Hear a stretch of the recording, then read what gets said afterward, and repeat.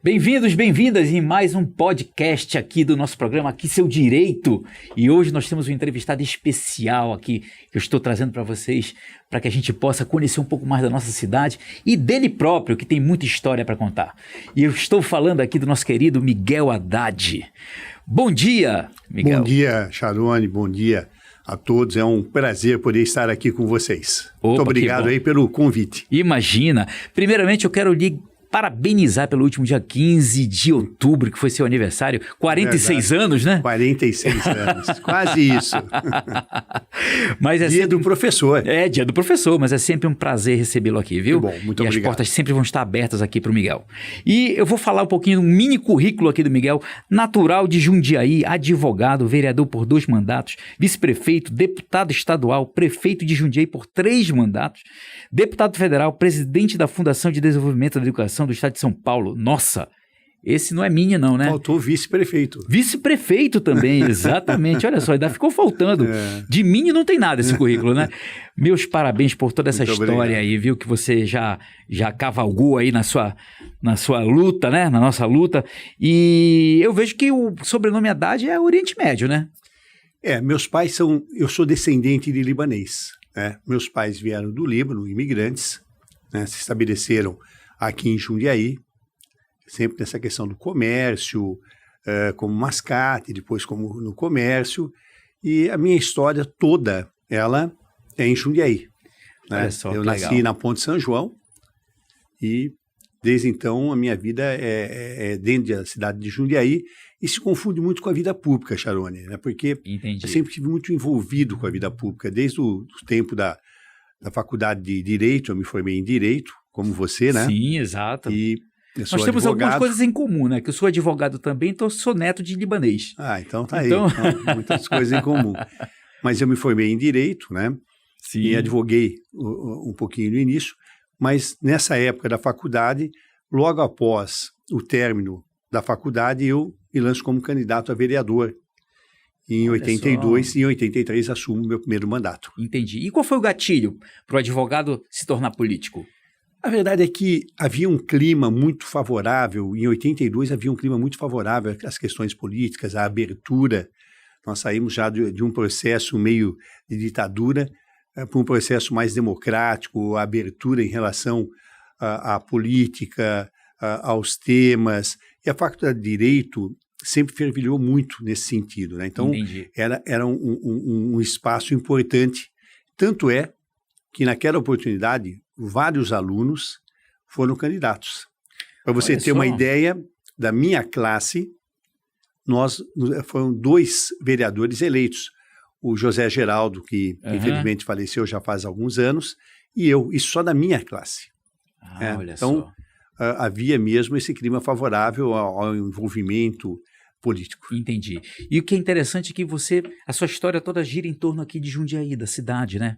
Região Verdade. também, Região. né? Essa A região região. toda que você abrange aí, na sua carreira, na sua história, aqui no estado de São Paulo, né?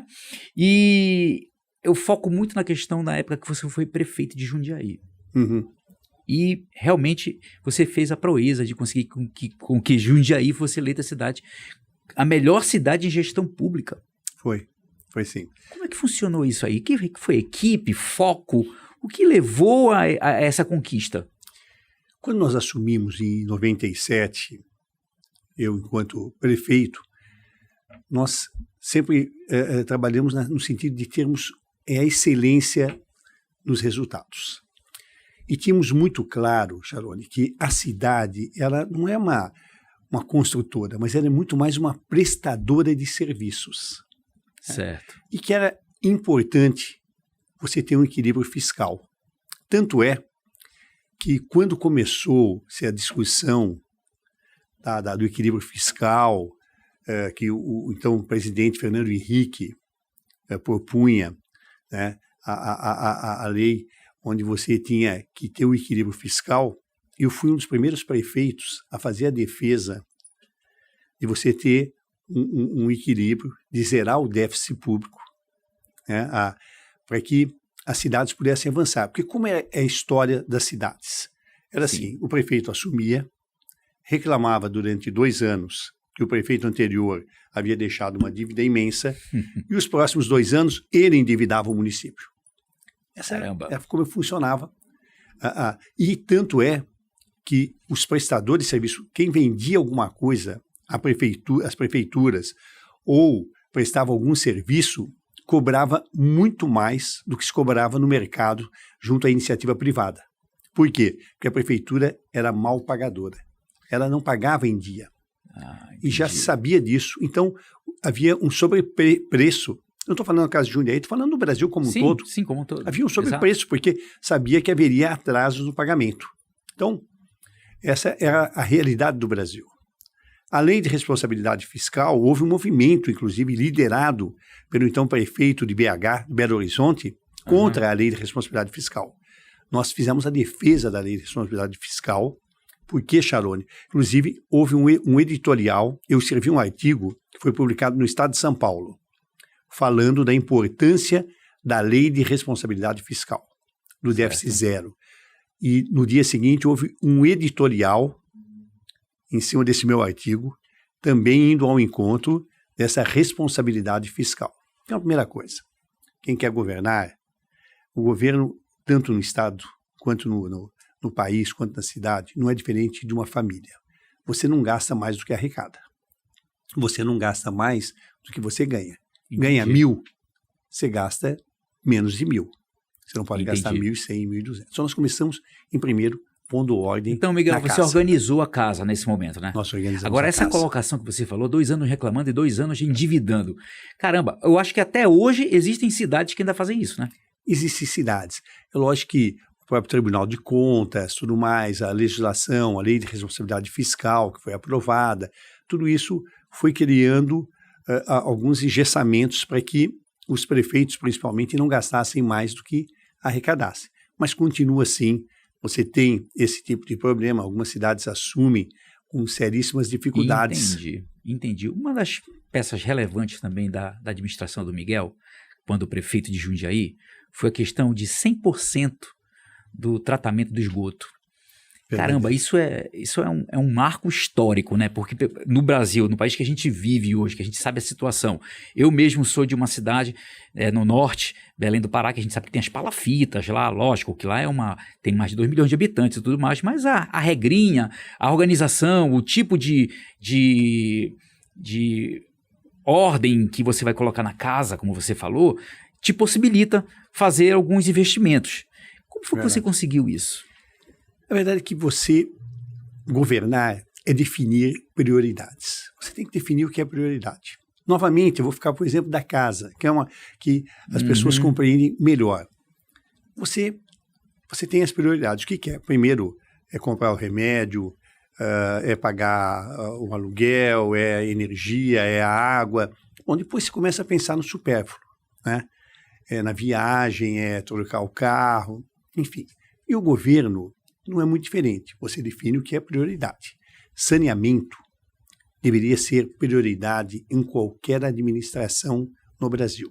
É uma pena. Nós temos no Nordeste alguns estados em que 30% das casas sequer tem banheiro. Misericórdia. Você veja o que significa isso. Significa um desconforto imenso, significa doenças. Sim, isso aumenta o custo para o sistema de saúde. As crianças têm dificuldades no aprendizado, porque tem uma formação muito mais limitada em função das doenças, da formação do cérebro. Isso é comprovado cientificamente. Então, o saneamento deveria ser prioridade em qualquer local. Em Jundiaí, desde 97, nós definimos como prioridade. Olha só que legal. E nós conseguimos atingir índices que nos transformou como cidade referência em saneamento, reconhecido, inclusive, pela ONG Trata Brasil, que é uma ONG reconhecida pela sua seriedade, pelo trabalho que desenvolve. E, Miguel? 100% de esgoto captado.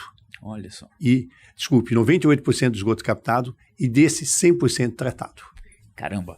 E engraçado que para o político, eu digo político burro, né? É aquele que diz assim, não vou investir em saneamento porque o cano vai por baixo, ninguém vai ver e eu quero fazer obra que as pessoas possam ver. Né? O asfalto, né? Que é sempre o carro-chefe, né? Nas eleições, entendeu? Então você teve um pensamento mesmo de priorizar o que passa por baixo, né? que vai exatamente tratar, inclusive da saúde, a prevenção à saúde, né, das pessoas. A saúde, até a educação, porque é o que eu disse, quer dizer, a criança que tem problemas relacionados ao esgoto, a céu aberto, eu estive na Vila Maringá, me recordo quando eu assumi, em 97, haviam casas que o esgoto passava na porta, a céu aberto. Então, a criança fica exposta a esse tipo de Ou seja, situação. sem banheiro. Sem banheiro, muitas vezes. Ou então, com banheiro, mas o esgoto você não tem uma rede de esgoto para poder atender essas pessoas. Então, é um quadro sempre muito difícil quando você não prioriza. Nós priorizamos porque entendíamos que aquilo era essencial. Como priorizamos a educação? Educação Sim. Foi prioridade e nós fomos reconhecidos, inclusive, nacionalmente, naquela oportunidade, como modelo em termos de merenda. E não era só a formação da criança no aspecto pedagógico, mas é a questão da merenda. Naquela oportunidade, nós definimos que cada classe devia ter um computador por sala de aula. Criamos o Centro de Línguas, que eram 5 idiomas, uma das primeiras cidades do Brasil a adotar isto: inglês, francês, alemão, italiano, espanhol. Até hoje o Centro de Línguas é uma referência. Criamos o Anjo da Guarda.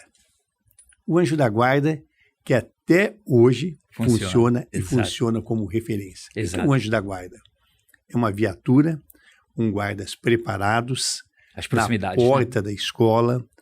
No início das aulas, quando a escola iniciava as aulas, ela faz a ronda no bairro, conhece as pessoas, e esses guardas municipais vão para dentro da classe, a sala de aula, Charone, para dar instruções relacionadas à segurança, relacionadas a temas educacionais, naturalmente, no que tange à segurança, no que diz respeito à atividade dele, do Anjo da Guarda. Reconhecer uma guarda comunitária. Então, a educação não é apenas a construção da escola, mas é a capacitação dos profissionais, é a estrutura interna da escola, é a merenda escolar, é a segurança das crianças, há um contexto maior. E, Miguel, eu vejo que você deixou um legado, né? Porque até hoje a educação aqui em Jundiaí também é levada a sério.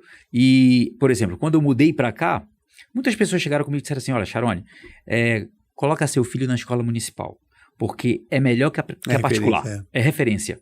E também tiveram outros casos de, inclusive, crianças com autismo, tá? Que na rede privada estava tendo dificuldade de colocar essa criança, ela não estava tendo a adaptação necessária, e a própria profissional psiquiatra infantil que atendeu recomendou, disse assim: ó, vai para a escola municipal, a pública, que ela vai se sentir mais acolhida, e eles têm mais preparo. Eu fiquei impressionado com isso. Ou seja, é um legado do Miguel, né?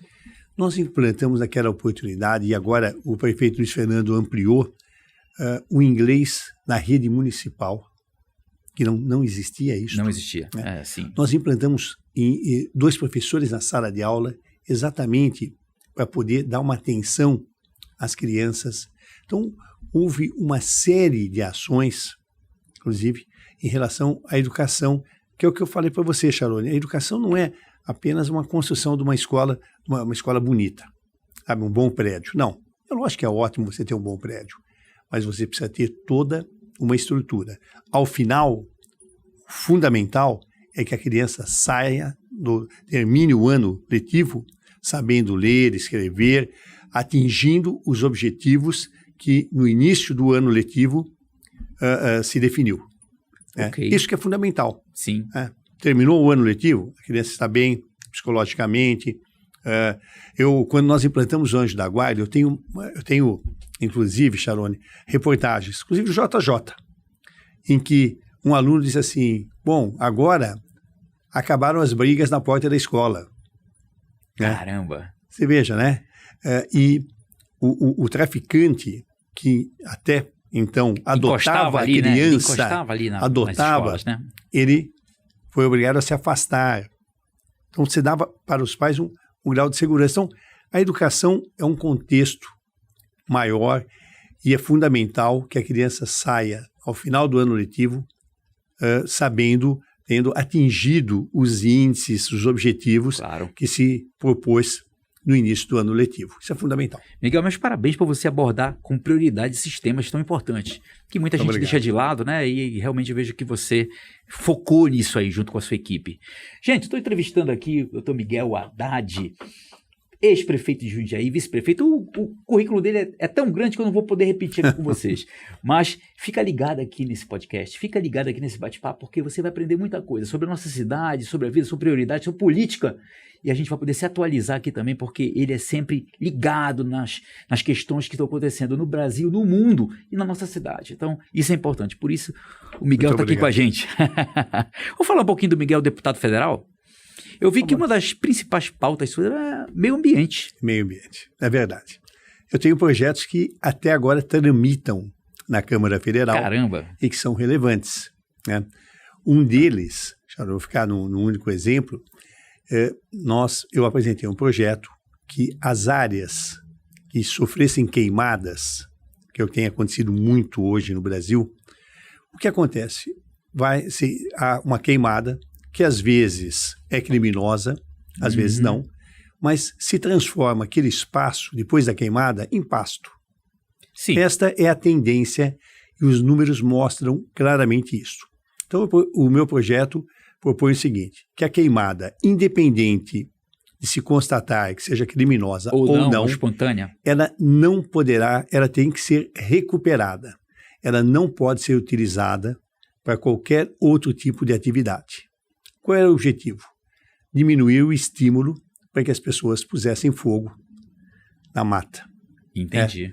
Então, mas para reflorestamento ou seria uma outra tipo de não se pode atividade? usar para nada. A área está ali, era uma área preservada. Vai-se lá e põe fogo na área. Então, há uma queimada. Entendi. O que o proprietário faz? Ele vai lá depois e usa aquilo como pasto. E vai ampliando a utilização dessas áreas. Entendi. O objetivo é assim, não, pegou fogo, houve a queimada, tudo bem. Vai se restaurar a mata inicial. Opa, então, reflorestar. Vai reflorestar.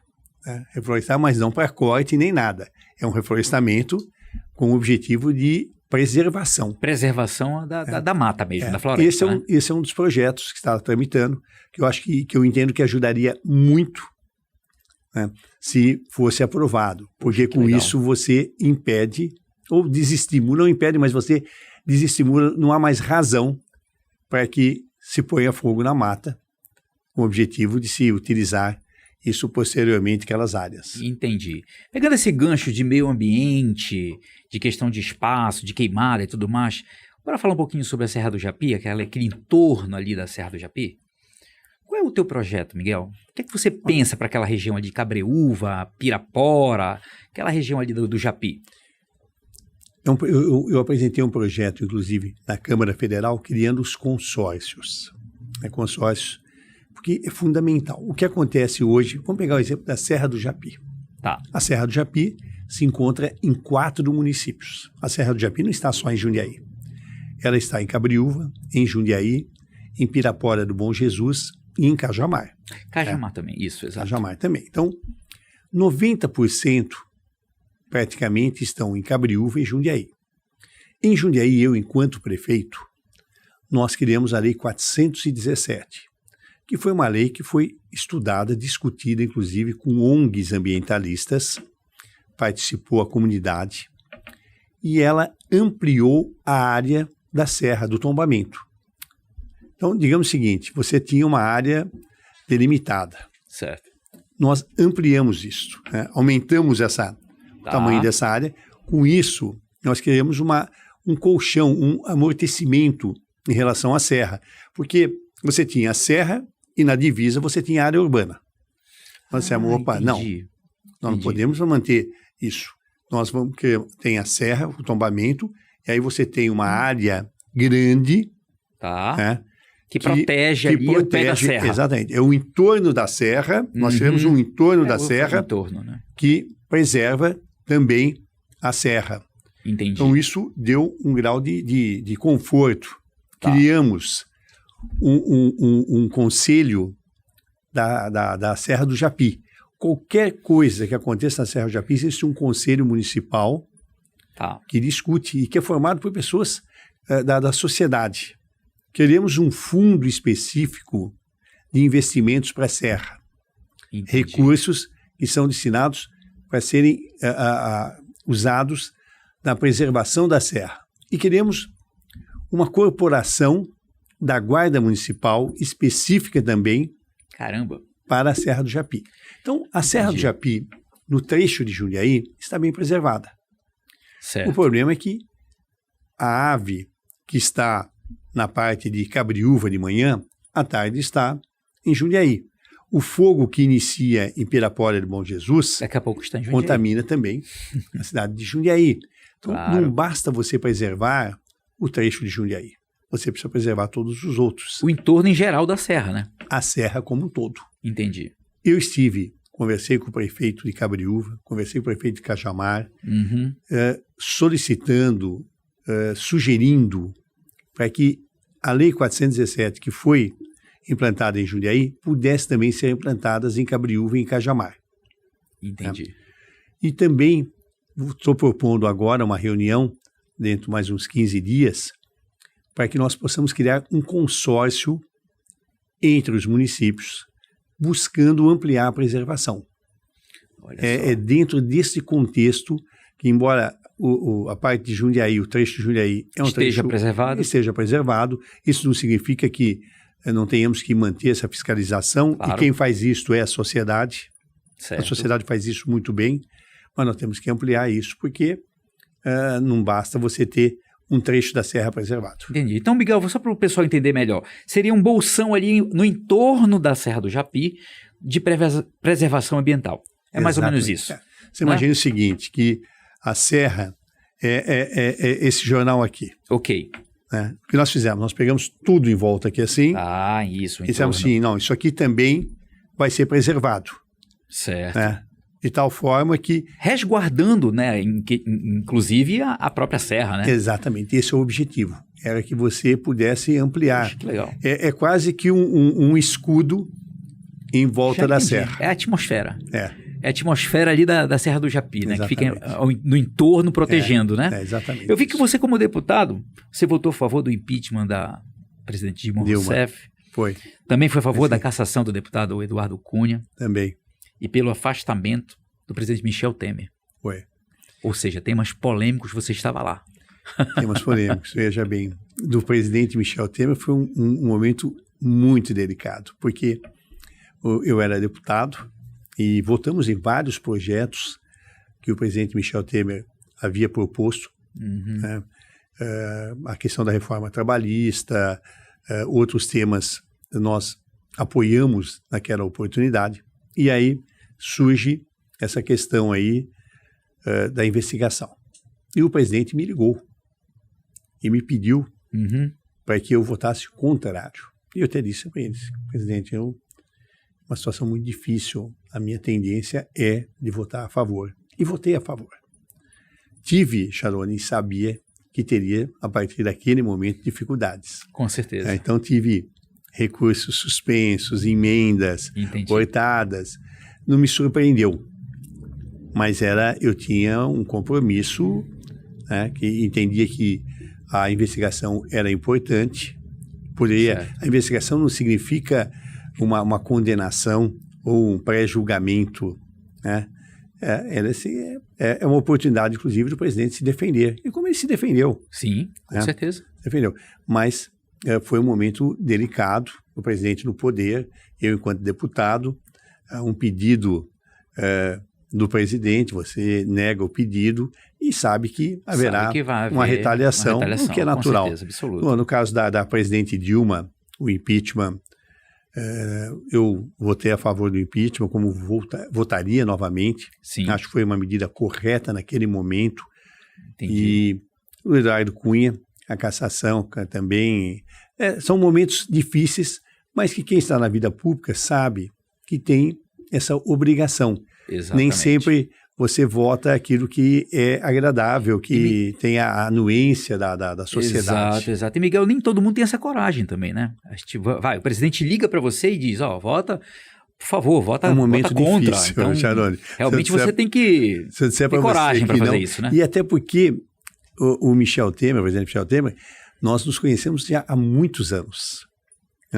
Eu conheci ele enquanto deputado, eu era prefeito, enfim, né? Nos conhecemos de longa data. A primeira delegacia da mulher, inclusive, foi ele que implantou aqui em Jundiaí. Foi ele, Primeiro do Brasil, não foi? Assim. Foi no seu governo?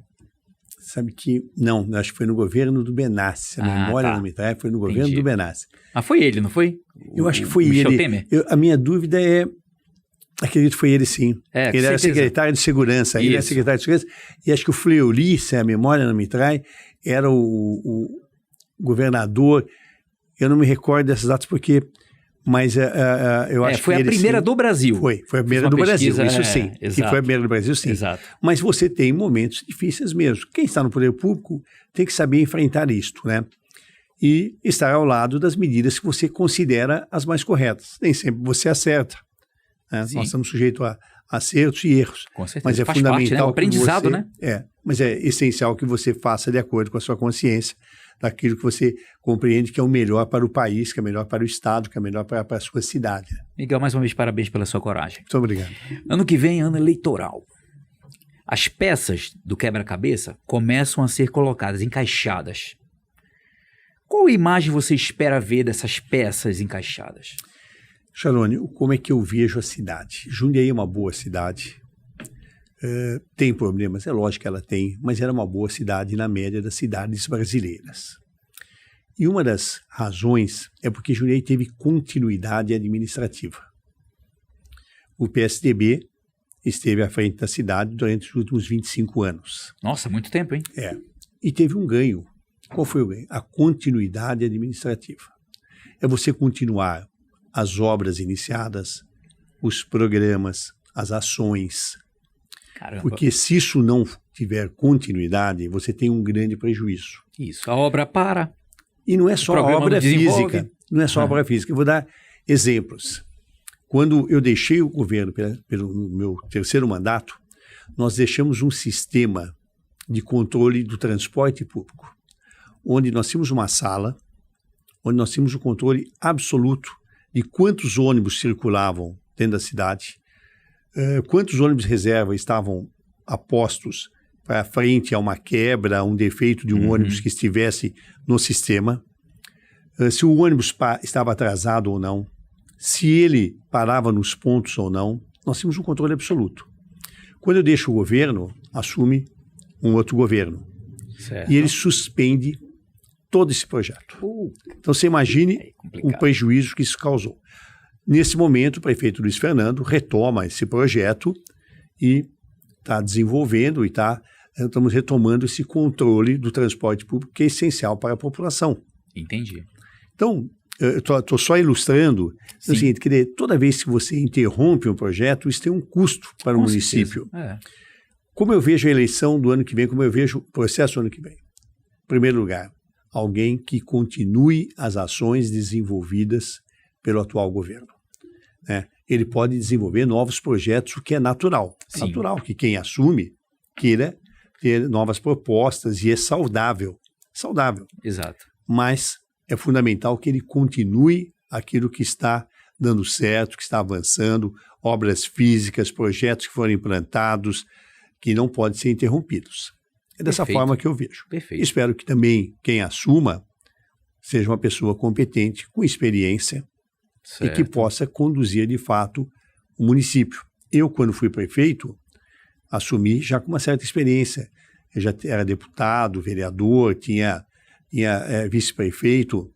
Então, é importante alguém que conheça a máquina, que, na medida do possível, já tem o domínio da máquina administrativa para poder avançar nesse projeto aí. E nós temos aí grandes nomes. O Parimoski é um nome que está sendo cogitado. Sim. E que se amanhã assumisse a prefeitura da cidade, daria continuidade administrativa e tem conhecimento e expertise para poder conduzir o município. Nós estaremos em ótimas mãos. Temos outras candidaturas? É lógico que nós temos. Né? Certo. Mas essa é uma candidatura que nos dá um grau de segurança Isso, na e de continuidade, conforto, né? na continuidade. O Parimoschi ele é o gestor municipal, né? Sem dúvida. Então, na verdade, quando eu olho a cidade, que eu digo que Jundiaí é a minha cidade, né? Nasci em Belém do Pará, mas a minha cidade... Adotei, exatamente. Fui adotado pela cidade, vamos dizer assim. E eu gosto muito da minha cidade, gosto muito de Jundiaí. Vejo que ela é uma cidade que funciona, é uma cidade que você se sente seguro. Então, eu realmente digo que ela é bem gerida. E Jundiaí tem uma vantagem, vou falar só de uma única vantagem em relação a Belém do Pará. O clima. Não tenha dúvida. Não tenha Belém dúvida. do Pará é muito quente. É muito quente, exatamente. Quente. Não tem isso. Ali é o clima equatorial úmido, porque fica muito próximo da floresta amazônica, né? Então ali nós temos esse diferencial.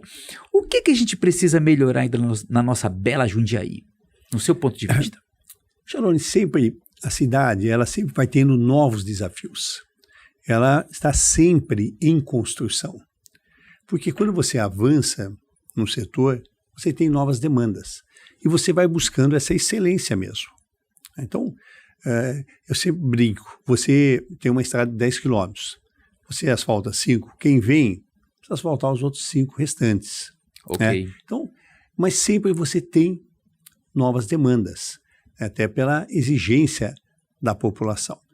Eu diria para você que um tema que é relevante, que não é de Jundiaí, mas é do Brasil, é segurança. A segurança é um tema relevante, né? Que precisa ser sempre muito bem trabalhado, que é de responsabilidade do governo federal, do governo do estado, principalmente. Sim. E os municípios, através das suas guardas, faz também um trabalho preventivo.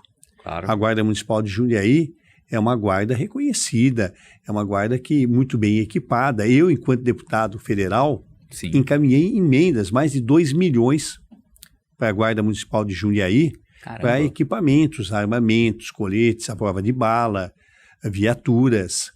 Então, e além dos investimentos naturais que o município realiza. Então, a segurança é sempre um tema que preocupa. Você tem um problema econômico nesse momento, há um índice de desemprego relativamente alto, um índice de pobreza que vem crescendo um pouco, o sem-teto, que também, nesses últimos 5 meses aí, nós tivemos mais de 17 mil pessoas que passaram a condição de moradores de rua.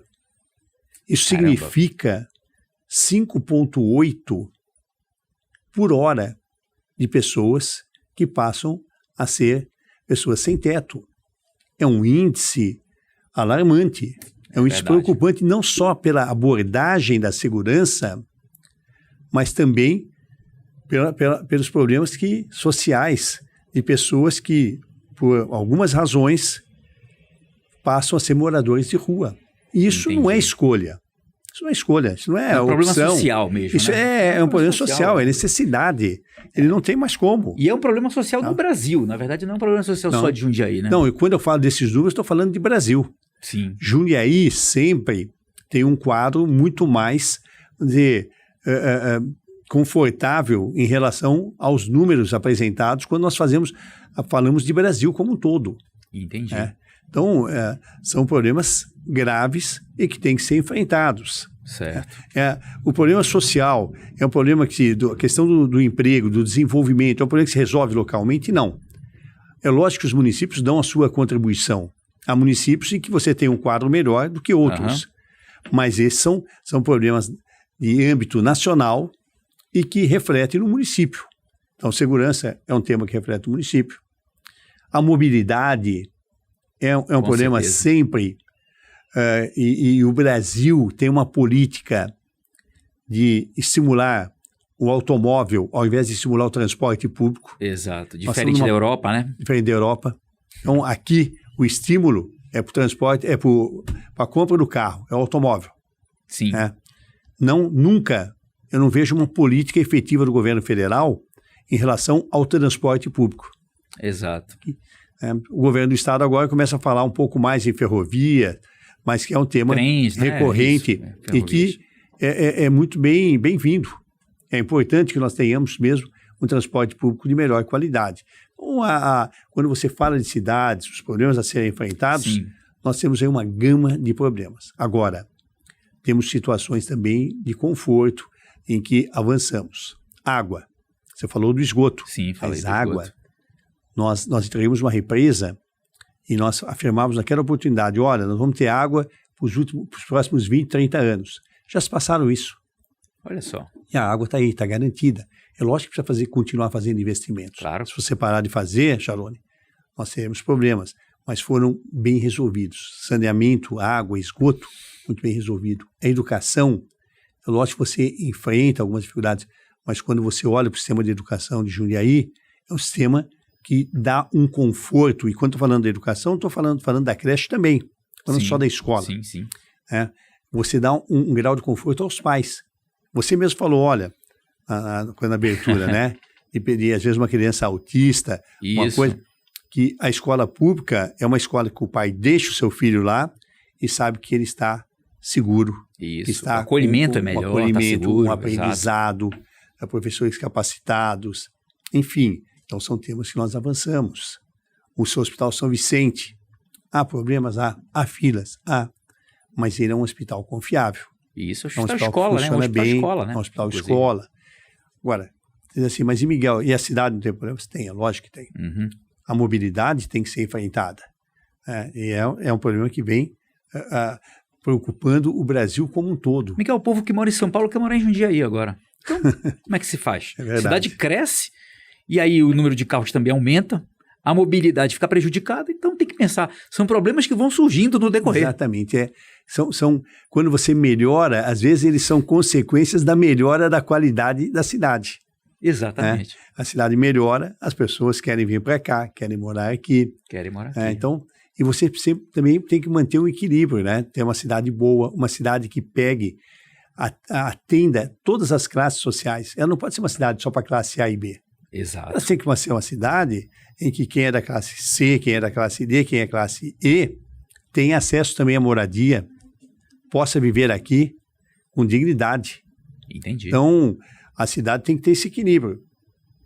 Tem que ser feita para todos. Certo. Isso é importante. Pergunta que não quer calar. Existe a possibilidade do Miguel ser candidato?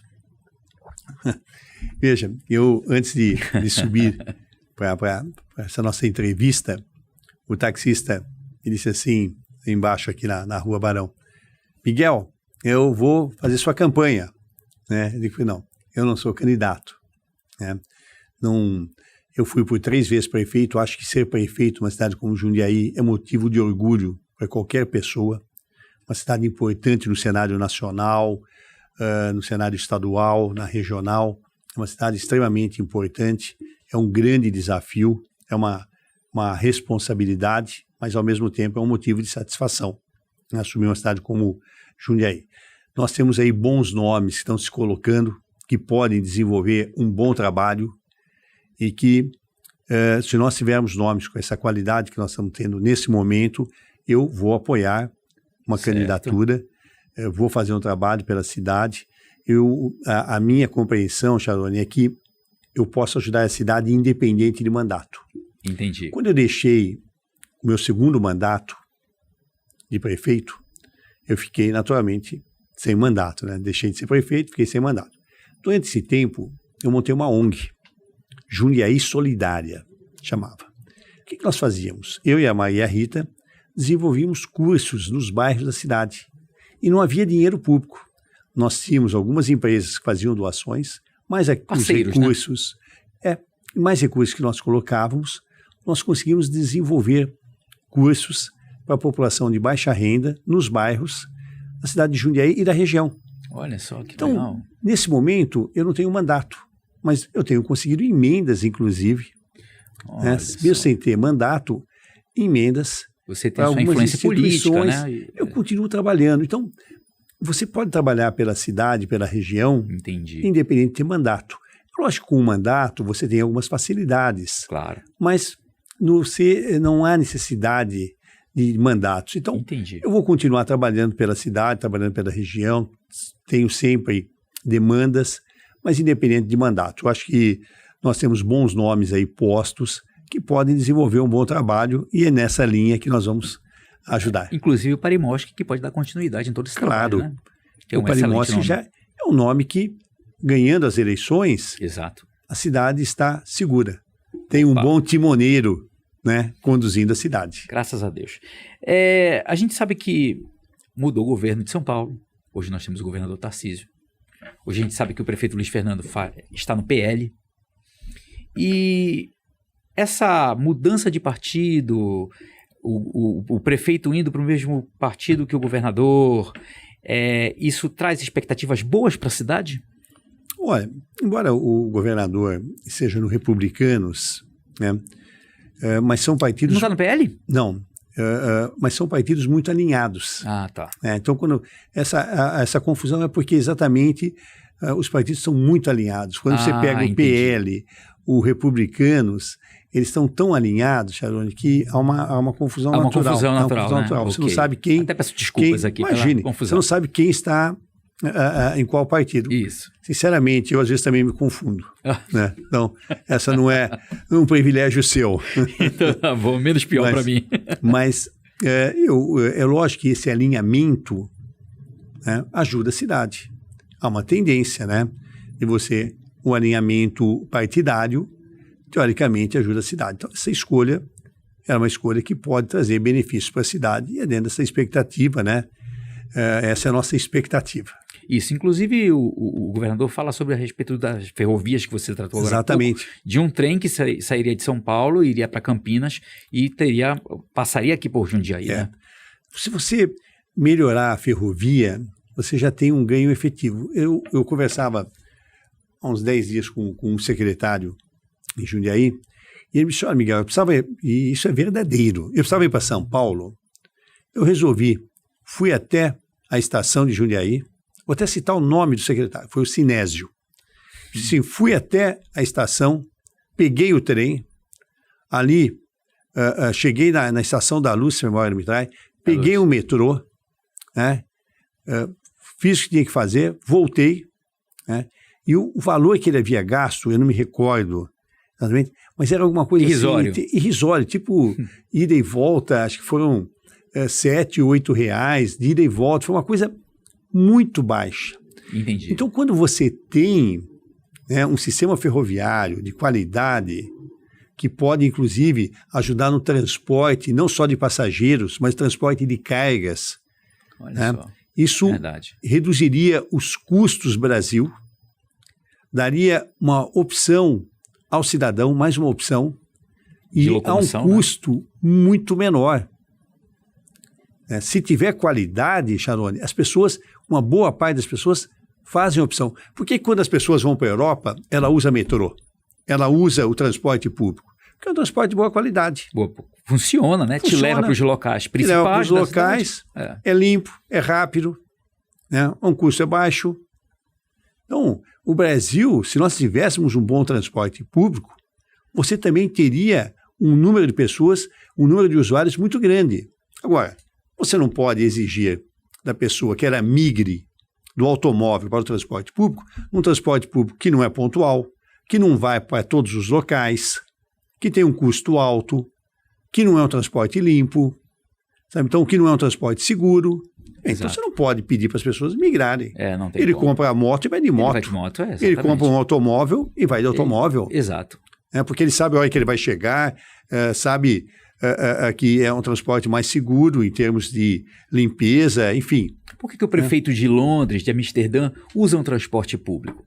Porque funciona. Exatamente. Você se sente seguro, você tem condições de higiene lá dentro, um bom banheiro, entendeu? Dentro da estação. Então você consegue utilizar aquele meio de transporte. Então isso é importante. E o Tarcísio tem essa proposta, né? Inclusive eu vi um vídeo dele já falando sobre isso. Que não é uma proposta nova. A proposta dele não é nova. A discussão, o próprio, na época, o governador Serra falava já nessa questão do transporte ferroviário, o Alckmin, enfim, você tem essa discussão da melhoria do transporte ferroviário, é antiga. Houve alguns avanços? Houve. Com a linha Rubi, houve alguns avanços no transporte, principalmente de Jundiaí a São Paulo. Né? Certo. Houve avanços, mas não o suficiente. Nós precisamos ainda muito, mas muito mais, para que tenhamos um transporte ferroviário, não só na Jundiaí, São Paulo, mas no Brasil, em especial no estado de São Paulo, de qualidade. Entendi. Excelente, Miguel. Bem, aqui não é debate, mas eu vou abrir um espacinho aqui para umas considerações finais. Pois não. Para você falar alguma coisa aqui para os os nossos amigos tá. do Instagram. Pode olhar para a câmerazinha. Ótimo, olha. Instagram, verdade, YouTube. Fica à vontade. Primeiro, agradecer você a gentileza aí desse bate-papo aí, um bate-papo muito agradável e muito proveitoso, né? Eu compreendo que o Brasil, nesse momento, tem um momento difícil, delicado, em que alguns temas são extremamente relevantes. Me preocupa muito. A discussão no Brasil não é se ele é um país pobre ou não, mas as grandes diferenças salariais, né? 1% da população dos super ricos do Brasil detém mais de 50% dos bens patrimoniais, para você ter uma ideia. Então, nós temos hoje no Brasil diferenças salariais imensas, que continuam a aumentar, diferenças salariais de gênero, de raça, de cor, mas mais grave ainda do que tudo isso é a população que vive com menos de $1 por dia, ganha menos de $1 por dia, Charone. Esse é um público e que vai crescendo, eu fiz essa afirmação há alguns minutos atrás, moradores de rua, ou então que mesmo que tenham um teto, são pessoas que vivem uma forma, é uma subsistência, com seríssimas dificuldades. Esse é um dos problemas mais graves a serem enfrentados pelo Brasil. Nós precisamos acolher as pessoas com uma renda de R$300 por mês ou menos, que vivem com grandes dificuldades. Precisamos avançar na geração de empregos melhores, com melhores salários.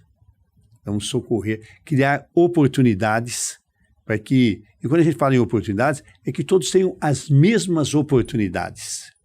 Porque senão fica muito difícil alguém que é formado, eu não estou falando agora de Jundiaí, mas estou falando do Brasil como um todo, numa escola pública, e alguém que é formado numa escola particular, que tem toda uma estrutura, todas as condições. Então, essas pessoas, quando vão para o mercado de trabalho, a competição, as oportunidades não são iguais.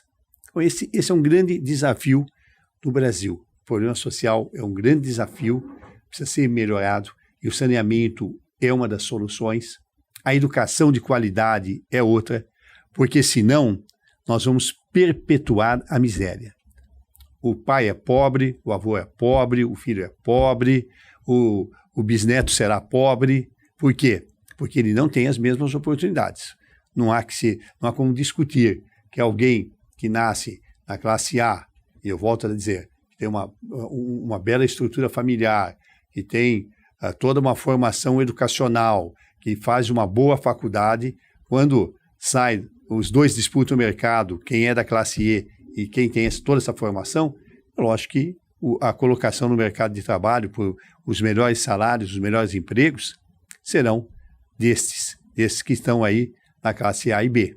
E a classe E, nós vamos continuar condenando ela à miséria. Esse é o desafio do Brasil, esse é o desafio das cidades, esse é o desafio da sociedade. Nós temos que fazer esse enfrentamento. Queria agradecer muito a você pela oportunidade. Que aula, hein? Que aula.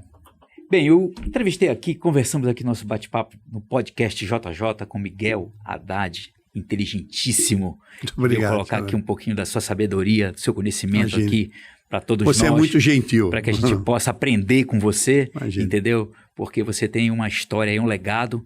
E, mais uma vez, eu lhe parabenizo e que Deus abençoe grandemente a sua vida e muito da sua obrigado. Família. Obrigado. É um prazer recebê-lo e as portas aqui do podcast JJ, Aqui Seu Direito, que é o nosso programa, está sempre aberta aqui para o Miguel, para quando ele vier bater um papo, trocar uma ideia e a gente aprender mais um pouquinho com você.